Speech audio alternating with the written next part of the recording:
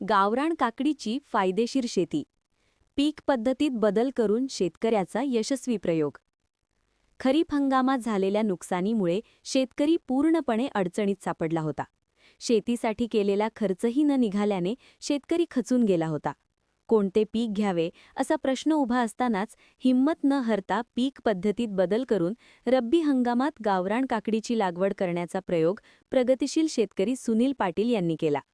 हा प्रयोग यशस्वी ठरत असून इतर पिकांसह काकडी पिकातून चांगले उत्पन्न मिळणार असल्याचे त्यांनी सांगितले. शेवाळी तापाचोरा येथील शेतकरी सुनील रंगराव पाटील यांनी आपल्या 1 एकर शेतजमिनीत रब्बी हंगामात गावरान काकडीची लागवड केली आहे. 1 एकर क्षेत्रातील काकडीचे पीक सध्या जोमाने वाढले असून लवकरच तोडणीच येणार आहे.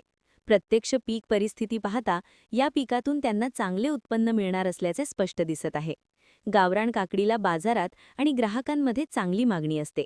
कमी क्षेत्रात, कमी खर्चात आणि अधिक नफा देणारी शेती म्हणून गावरान काकडीची शेती फायदेशीर ठरत असल्याचे या प्रयोगातून समोर आले आहे. वेळप्रसंगी केवळ पारंपरिक पिकांवर अवलंबून न राहता पीक पद्धतीत बदल करून कमी खर्च व अधिक नफा देणाऱ्या पिकांची निवड केल्यास शेतकऱ्याची प्रगती निश्चित होऊ शकते, हे या उदाहरणातून दिसून येते. यावर्षी आपण एक वेगळा प्रयोग शेतामध्ये केला आहे. माझ्या हातामध्ये जे आपण पाहत आहे ही एक काकडीची व्हरायटी आहे, ज्याला गावरान चिबड असं म्हणू शकतो आपण. श्रावणी नाव तिला आहे. अशी ही काकडी या क्षेत्रामध्ये आपण लागवड केली 1 एकर क्षेत्रामध्ये. तिथे आपण बघू शकता 5 फूट अंतरावरती लॅटरल आणि बेडची उभारणी केली आणि त्यानंतर 2 फूट अंतरावरती आपण इथे काकडीचं बी रोपलं होतं. आज बरोबर 45 दिवस झालेत. 45 दिवसानंतर आज पहिल्यांदा असे सुंदरसे फळं या प्लॉटमधून दिसायला लागलेत. अतिशय खायला गोड आणि ह्या वाणाचं वैशिष्ट्य म्हणजे इतर खिरे किंवा काकडी जी असते उन्हामुळे कडू होते.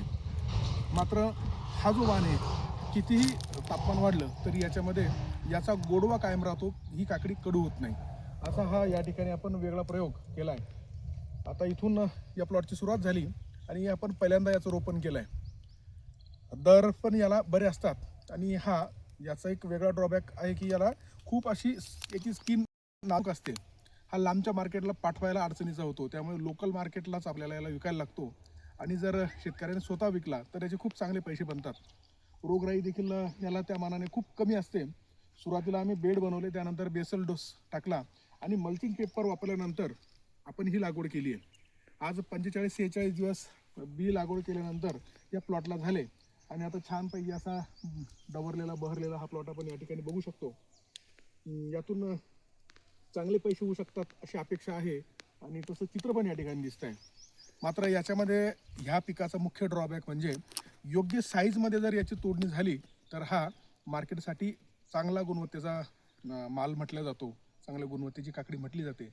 अदरवाईज जर आपण काळजीपूर्वक याची तोडणी करून मार्केटला रवाना नाही केलं तर मात्र हा ग्राहकांच्या पसंतीला उतरत नाही. मात्र जर आपण छानपैकी अलगदपणे तोडून कोवळा माल जर आपण मार्केटपर्यंत घेऊन गेलो, ग्राहकांपर्यंत घेऊन गेलो तर खूप ग्राहक याच्याकडे आकर्षित होतात आणि सुंदरशा अशा गोड चवीमुळे हा ग्राहकांच्या पसंतीला उतरतो. असा हा चांगलं उत्पन्न आणि हमखास उत्पन्न देणारा प्लॉट आहे असं मला वाटतं. शेतकरी बांधव नक्कीच याचा प्रयोग आपल्या शेतावरती करावा असं या निमित्तानं सांगेल.